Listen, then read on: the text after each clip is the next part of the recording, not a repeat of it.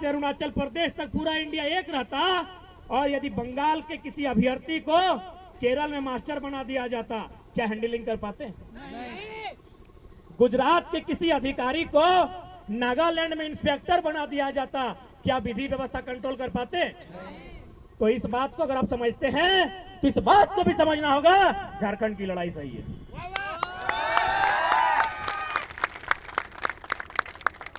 अभी बताइए, यदि बैरियर नहीं होता, राज्यों के लिए अलग अलग नियम नहीं होते, तो आज क्या विधि व्यवस्था कंट्रोल हो पाती?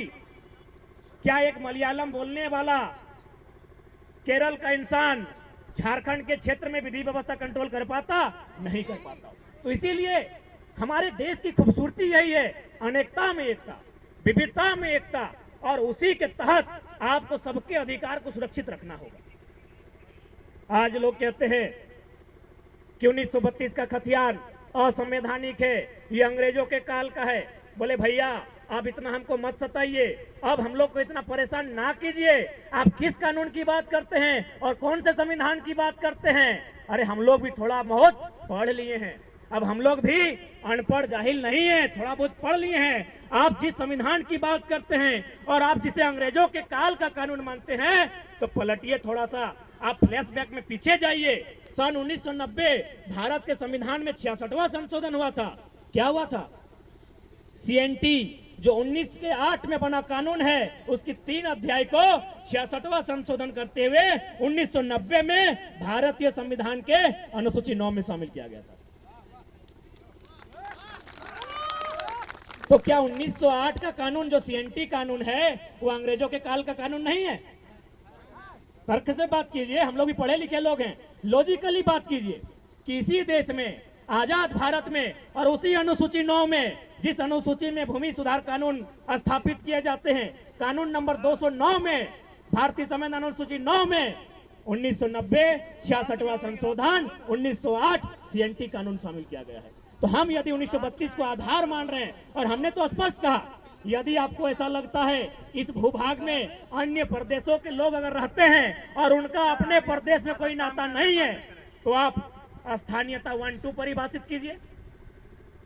बहुत जगह है, जनरल 1, जनरल 2, जनरल 3 तक है। कानून बनता है इंसान के लिए, इंसान कानून के लिए नहीं बनते हैं।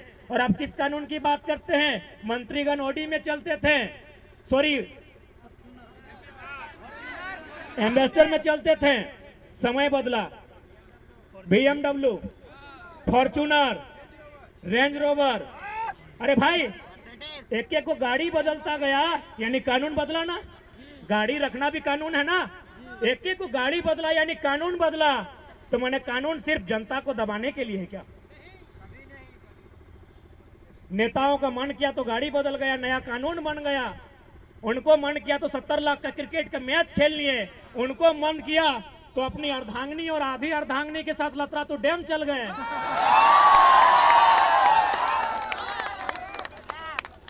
तो हमारे लिए एक नियोजन नीति नहीं बनेगी? आज माननीय मुख्यमंत्री पूरे राज्य में जोहार खतियानी यात्रा लेकर घूम रहे हैं। अरे महोदय, वो कहते हैं ना कि अभी बच्चे का जन्म हुआ नहीं है और आप छठियारी का सामान लेकर आए हैं।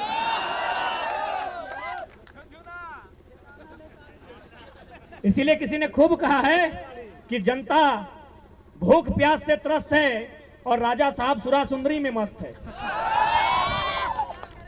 हमारे छात्र, पढ़ने वाले छात्र, आप गांव में जाइए। मेरे ही गांव से 15-16 स्टूडेंट धनबाद तैयारी के लिए जाते थे। जब से वैकेंसियां रद्द हुई है, उनकी संख्या सीधा 2-3 हो गई। हम लोग पूछे कि क्या कारण है, तो बोला था कैसे हिम्मत करें, जीवन का 5 साल, 6 साल, 7 साल जाता है। अरे समय जाता है तो अलग विषय है, बाप की आधी पूंजी चली जाती है, माँ की आंखों की रोशनी चली जाती है, छोटे भाई का सपना टूट जाता है। तो क्या करें? आखिर पढ़ना भी तो इसीलिए चाहते हैं कि एक नौकरी करें, और नौकरी भी तो इसीलिए करना चाहते हैं कि छोटी सी कमाई हो जाए।